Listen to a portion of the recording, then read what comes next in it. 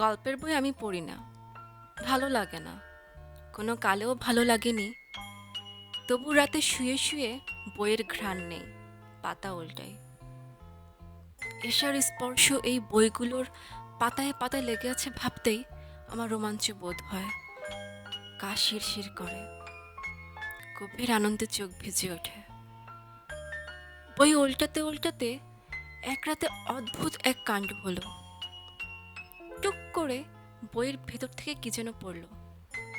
তাকিয়ে দেখি ছোট একটা নীল রঙের বোতাম, যেন একটা নীল অপরাজিতা। নাকের কাছে নিয়ে দেখি সত্যি গন্ধ আসছে। আমি গভীর মমতায় বোতামটা বালিশের নিচে রেখে দিলাম। সারা রাত ঘুম হলো না। কেবলই মনে হলো একদিন না একদিন এসে আসবে এ বাড়িতে। আমি তাকে বলবো, তুমি যে ফুলটি আমাকে দিয়েছিলে সেটা এখনো ভালো আছে, কি সুন্দর গন্ধ। সে অবাক হয়ে বলবে, আমি আবার ফুল দিলাম কবে?